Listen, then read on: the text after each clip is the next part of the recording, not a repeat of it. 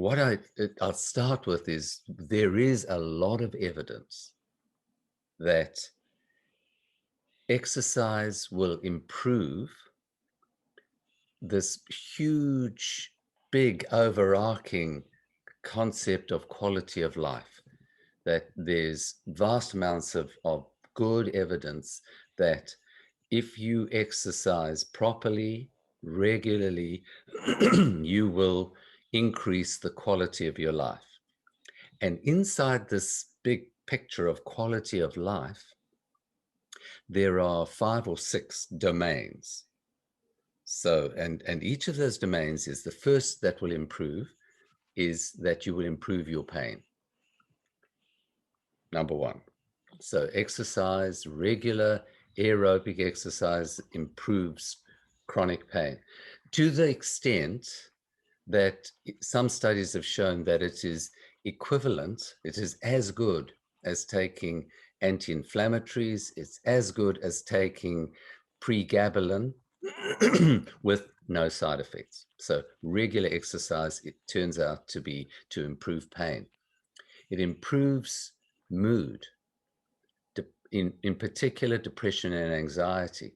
So regular exercise will improve your depression and anxiety. Again, shown to be.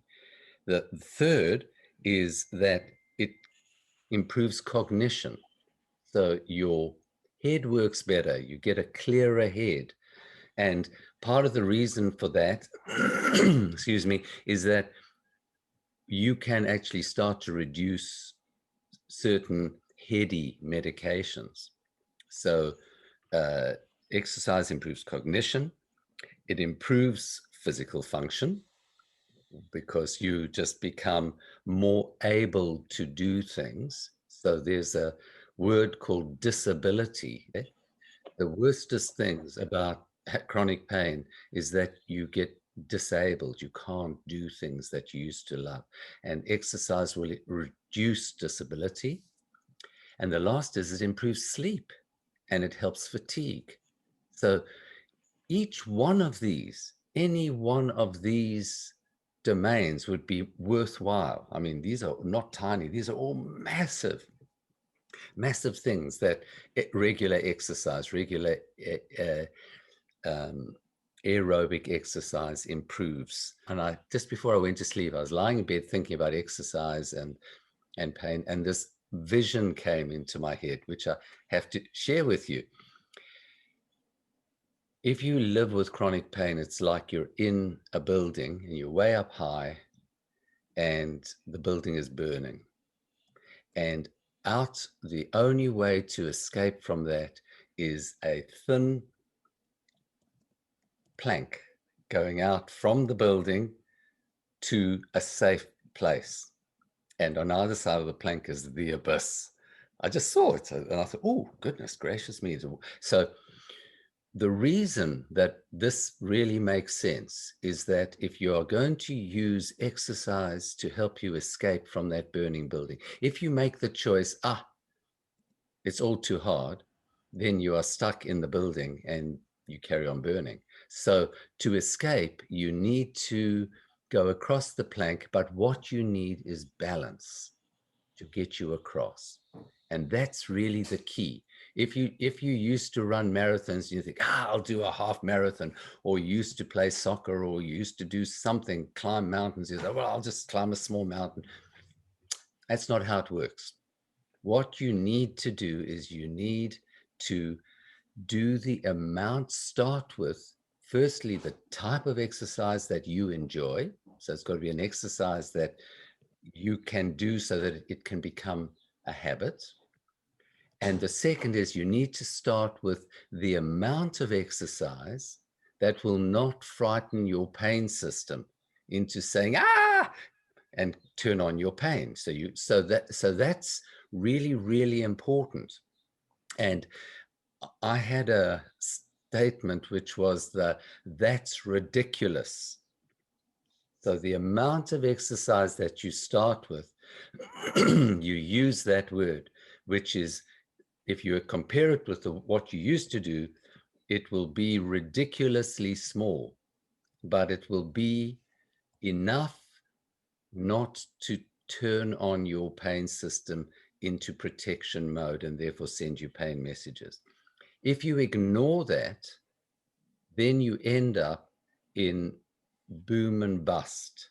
And boom and bust is the classic way to keep your pain going. If you wanted to design something to keep your pain going, then what you do is you overdo your exercise, your pain system flares, you're in so much pain you can do nothing. You wait for it to kind of settle. Oh, I think I'm a bit better. So then you overdo it again. So you keep flaring. And what you're doing is you're just winding up your pain system. So you're not allowed to do that. So the type of exercise you do is, number one, aerobic. Aerobic exercise is 50 to 60% of your maximum heart rate. So it's, but that's the you work out your maximum heart rate and you work out 50 to 60%. But actually aerobic is this: as you do your exercise, you can talk to somebody or you can whistle. And if you're able to do that, then you're not exceeding the amount, your exercise isn't exceeding the amount of oxygen that you can supply to your body. So you start with that's ridiculous amount, a tiny little amount in the beginning, not to scare your pain system. And you start aerobically. That's the choice you make. So there are a number of types of exercise, and you start with a little bit and you increase a little bit. So it's an incremental aerobic exercise program. So most of the studies looked at walking. So walking, it's anti-gravity. Our bodies are designed to do it. We use all our muscles. You increase your cardiovascular and your general health. It takes you from here to there so you don't get stuck. And it is the best studied, and walking improves all those things in that quality of life under that umbrella. So, and the beauty of walking is that, of course, you can start with that's ridiculous amount. So you can, if it's like for us in New Zealand, it's summertime now, so you can walk outside down to your letterbox and back, and then you can walk to your letterbox and to the first lamppost and back, and then you can slowly increase the amount of walking you do. If you're inside, you can walk around inside your house. You can attach something to your ankle, or you can wear a Fitbit watch, which will tell you the amount of steps that you do. Or you can measure, and you can start off slowly, and you can increase the rate of walking as you get fitter. You can increase the amount. You set up a program, and all of these things, you can get yourself a treadmill inside, and you can use the treadmill. And in the beginning, you can walk level, and then you can make it a bit more difficult, and you can walk up a slope.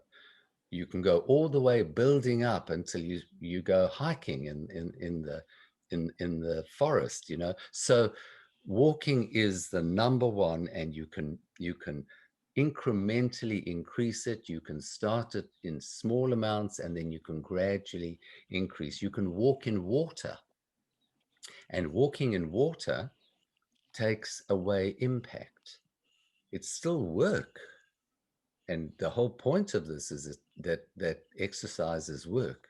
So walking is the one most studied. It improves everything. Jogging, and jogging is a step up from walking. There is more impact. Uh, for some people it flares, but for some people they're joggers. They love it. Um, biking, and all of these have the ability. You can bike inside on an exercycle. You can take your bike and put it on one of these spin machines. You can work out the distance that you go, the time that you go, the difficulty of your cycling.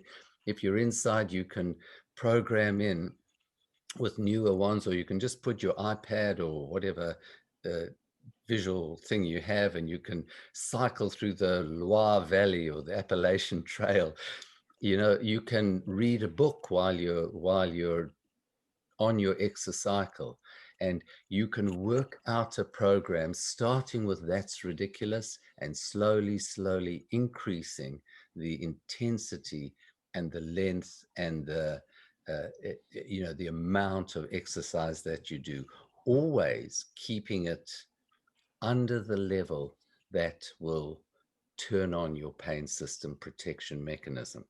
So there's walking, there's jogging, there's biking, there's skipping. Skipping is an indoor outdoor type of exercise. And my brother lives in New York City. He lives down in Manhattan, Lower East Side. And he said, we have a regular Skype call. And he said, well, we've just had like a foot of snow, which is really unusual for New York City. And he normally goes biking up over one of those bridges, the Hudson Bridge, over the Hudson River.